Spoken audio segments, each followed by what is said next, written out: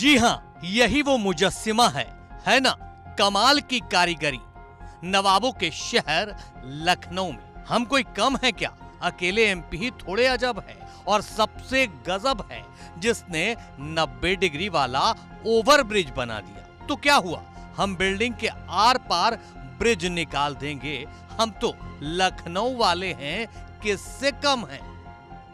जी हाँ, कमाल का ये ओवर ब्रिज तैयार होते होते बस इस बिल्डिंग के चलते रुक गया। अगर काम की रफ्तार अच्छी होती तो कब का बिल्डिंग चीरकर पार निकल गया होता। वो तो इस बिल्डिंग ने रास्ते में आकर काम की रफ्तार रोक दी, वरना। रक्षा मंत्री राजनाथ सिंह ने जिस पुल का शिलान्यास आज से 2 साल पहले किया, वो किस तरीके से सरकारी अमले की जो प्लानिंग में जो खामियां हैं उस कारण किस तरीके से पिछले 6 महीने से एक पुल का काम रुका हुआ है। सामने की तस्वीरें अगर आप देखिए तो इस वक्त हम राजधानी लखनऊ के केसरी खेड़ा में मौजूद हैं और ये जो पुल है, ऊपर की तरफ में जो पुल आपको जाता हुआ दिखाई दे रहा है, ये केसरी खेड़ा में एक छोर से दूसरे छोर को कनेक्ट करने का काम है इसका। और एक छोर से जब दूसरी छोर की तरफ जा रहा है तो रेलवे क्रॉसिंग है एक, जिस रेलवे क्रॉसिंग को क्रॉस करके दूसरी तरफ जाना है। और आपको बताऊं कि दोनों तरफ जो है जो पुल का निर्माण है वो हुआ है, लेकिन बीच में ये एक बिल्डिंग आ गई और जिस कारण जो है ये पुल का निर्माण इस बिल्डिंग के आने के कारण लगभग पिछले 6 महीने से बंद है। हालांकि इस पुल का जब शिलान्यास हुआ तो उसको लेकर के प्लानिंग भी हुई होगी, रूट की कहीं ना कहीं एक तरीके से रूट की एक जो मैपिंग कही जाती है वो भी हुई होगी, लेकिन उसके बावजूद कहाँ खामियां रहीं कि सामने की जो बिल्डिंग है वो इसके बीच में आ गई और ये पुल अब आगे नहीं बढ़ पा रहा है। इस फ्लाईओवर का शिलान्यास आज से करीब 2 साल पहले 2023 के जुलाई महीने में खुद रक्षा मंत्री राजनाथ सिंह ने किया था, क्योंकि वो इन्हीं के संसदीय क्षेत्र में आता है। लोगों का कहना है कि जमीन के मुआवजे को लेकर विवाद है, जिस वजह से सेतु निगम ने पिछले 6 महीने से काम रोक रखा है। लोगों का हाल बेहाल हो रहा है। रुकने का कारण ये मकान जो है अभी फिलहाल जो दिख रहा है, तो क्या ये मकान पहले बन गया था या पुल की शुरुआत पहले हुई? मकान पहले बना? नहीं, मकान तो पहले निर्माण हो गया था। अच्छा। मकान तो पहले निर्माण हुआ था, उसके बाद जो है पुल की शुरुआत हुई। अच्छा।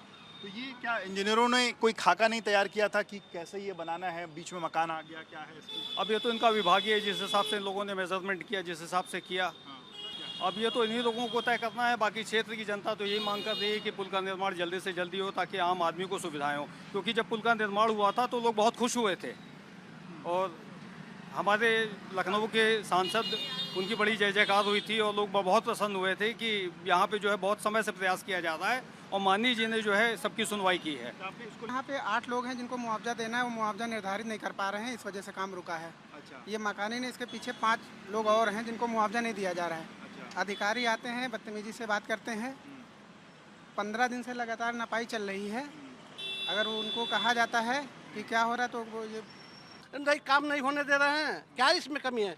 राजनाथ सिंह क्या क्या क्या कर रहे हैं? इतने दिनों से पेपर में निकला है, उन सब 1.5 साल से 2 साल से काम बंद है। आपको बता दें कि 74 करोड़ रुपए की लागत से बनने वाला ये फ्लाईओवर करीब 1 किलोमीटर लंबा है और रेलवे क्रॉसिंग से होकर गुजरता है। इसका काम अगर पूरा हो जाता तो आसपास की 20 से ज्यादा कॉलोनियों और करीब 5 लाख लोगों को फायदा मिलता। मामला जनता से जुड़ा है, वो भी लखनऊ की, तो जाहिर है सियासत तो लाजमी है। बिना मौका गवाए अखिलेश यादव ने भी रुके पड़े फ्लाईओवर के बहाने लखनऊ से लेकर दिल्ली तक वालों की खिंचाई कर डाली। अखिलेश ने केसरी खेड़ा ओवरब्रिज की तस्वीर शेयर करते हुए एक्स पर लिखा है, जिन्होंने योजना आयोग खत्म कर दिया उनके राज में बिना योजना के यही हाल होगा। शुक्र तो ये मनाइए कि बिल्डिंग को चीरते हुए पुल नहीं बना। भाजपाई भ्रष्टाचार को देखकर कहीं ईमानदारी इसी पुल से कूदकर और कुछ नहीं कहना है। इस मामले में सेतु निगम के एमडी धर्मवीर सिंह ने ऑन कैमरा कुछ भी बोलने से मना किया। हालांकि उन्होंने बताया कि एक प्रक्रिया के तहत काम आगे बढ़ रहा है। मुआवजे को लेकर लोगों को कुछ आपत्ति थी, जिसमें लोग कोर्ट गए थे, लेकिन वहां से मामला राजस्व विभाग के पास आ चुका है।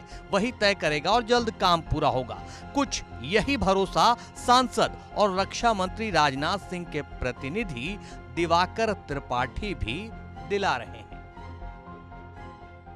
एक साइड में केवल 3 मकान अलाइनमेंट पे आ रहे थे, 2 से लगभग बातचीत करके तय हो चुका है। तीसरे का जो है मामला वो बहुमंजिली इमारत है, तो जिसमें कि कठिनाई ये है कि वो हरित पट्टी है मास्टर प्लान के अनुसार, और उसका निर्धारण मुआवजे का बताया जाता है कि वो मकान मालिक अभी सहमत नहीं हो पा रहे हैं। बातचीत चल रही है और जल्दी से जल्दी उसको बातचीत के आधार पर अथवा नियमानुसार उसको फाइनल करने की कार्रवाई डिस्ट्रिक्ट मजिस्ट्रेट स्तर पर की जा रही है।